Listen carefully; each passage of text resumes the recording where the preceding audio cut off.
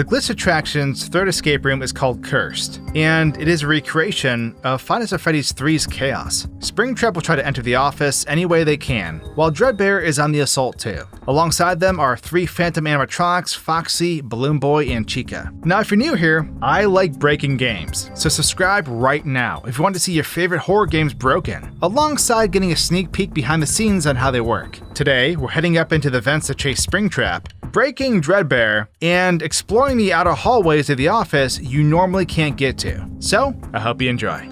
Obviously, I love breaking horror games, but I'm also making a horror game myself. It's about wandering through a vast, dark, underground world, where horrors await you around every corner. It is a sequel to Zardy's Maze, but Zardy's Maze is not a requirement to play this game. You can now wishlist it on Steam by clicking the link in the description below.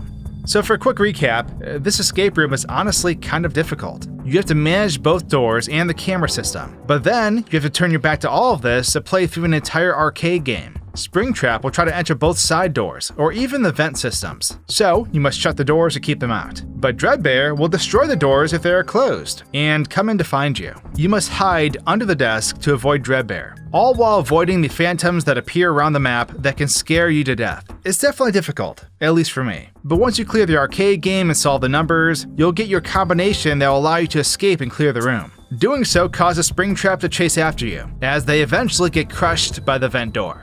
Okay, so that's the recap, but now we're gonna rewind a bit and go back to that title screen. So the title screen always has an animation for the room that you're currently on. And as you can see here, we have Springtrap and Dreadbear that sort of pop out from different areas in this room. And then we have Nightmare Balloon Boy, who sort of just floats on by. Now, if we move the camera around, you can see that Springtrap is just hiding right out of the camera's view, either behind a wall or just on the edge of what we can normally see. He kind of like ducks down a little bit, and it's kind of funny, but not quite as funny as Dreadbear. Dreadbear pops out and it's sort of like spazzing all over the place, but when they retract out of view, they sort of just collapse through the floor. It's honestly really silly looking, but because it's out of view, the developers don't really have to worry about it. Now, what was most bizarre to me is Nightmare Balloon Boy. This dude just shoots off like a rocket through the map. And I was really curious, so I decided to follow Balloon Boy out into the great beyond. And they just keep going and going and going. I was very surprised to see how far out they actually go, because there's not really a point, because you would never ever see this at all. But yeah, Nightmare Balloon Boy in space, the newest Five Nights at Freddy's fan game. But we're now done with the title screen, so let's actually go back to the main escape room now. Now, upon starting this, I was most interested in the world outside of this office. There's a whole series of hallways and other things that we cannot get to, because every time we try to leave this office, Phantom Foxy will jump scare us and then put us back inside the office. So there's basically no way we can leave. However, just outside those doors is 2 sets of objects. On one side, there is a Foxy mask on the wall. There's like these little gift boxes, and there's a Foxy doll on top of them. And on the other side, we have a Freddy suit, a Freddy doll, and some regular cardboard boxes. And both of the hallways that these are in actually lead onward into like a fog. There's like this dark fog at the end of the hallway that sort of eclipses what is behind it. So of course, taking the camera out here is cool, but I actually want to take the player out here. So moving the player out here, we can actually walk around with a flashlight. And a lot of the objects out here don't have collision, but we can walk around the floor. Now, trying to move past these smoky hallways forces us to load back into the main room. No matter what I did, trying to move the player beyond this always caused them to teleport back to the office. Now there's this area called the dead zone, at least in the files itself, and this is what determines that respawn that happens. Anytime the player touches the dead zone, they will warp.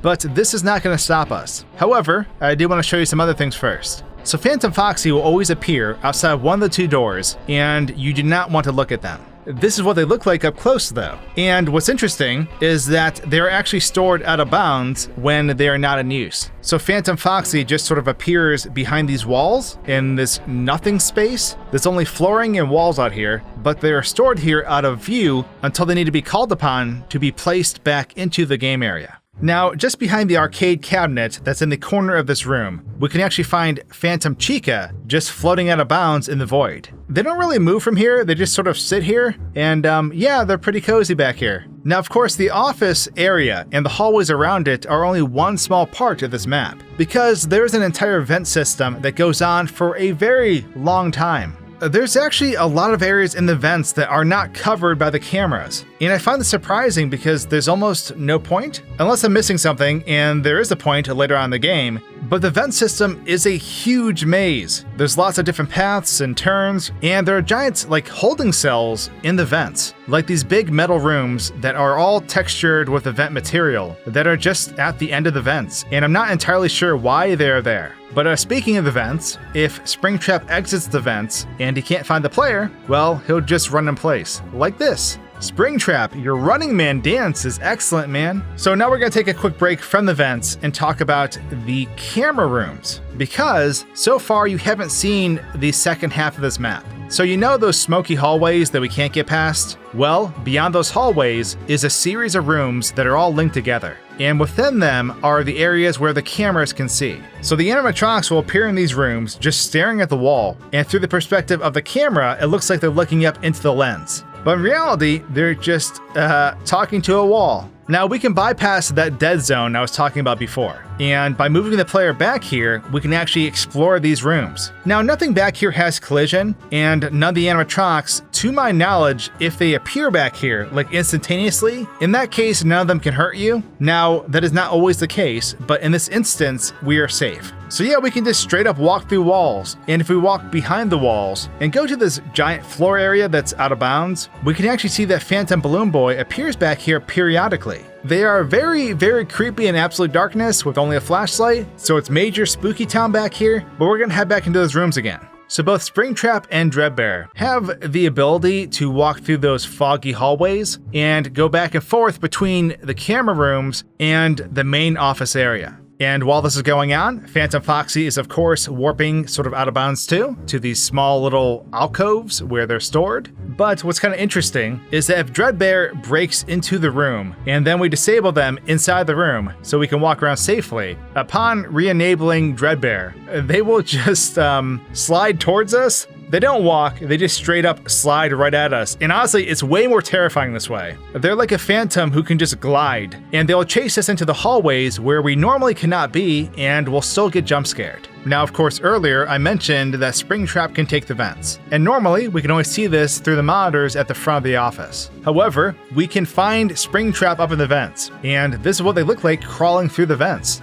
It's kind of strange because they're crawling into this very bright light, and I get why they did this so that they would be front lit, but watching it from a different angle is kind of funny just because it looks like they're ascending to the afterlife. But when they make it to the very end of the vent, they will warp to the middle vent in the center of the office, and they will drop down below and kill us. So this made me curious. What if we tried blocking the center vent with a giant trash can? Well, so I stuffed a giant trash can up there, but it didn't work. Springtrap fell right through it, but I froze Springtrap in place, and then I started to mess with him. So apparently, this Springtrap model also has a hidden bow tie, and this bow tie is turned off and we can't normally see it, but we can turn it back on. But alongside this, we have full control over Springtrap. We can take him apart if we want. So I started taking off his face. I wanted to take off the mask of the suit and see the zombie face beneath it. And honestly, his face is very scary once you remove the Springtrap suit. Now, at this point, if we get jump scared by Springtrap, all of this will load back in because the jump scare animation is categorized differently than the actual model we see here. So getting jump scared, we'll put him back into his mask and we get stomped on.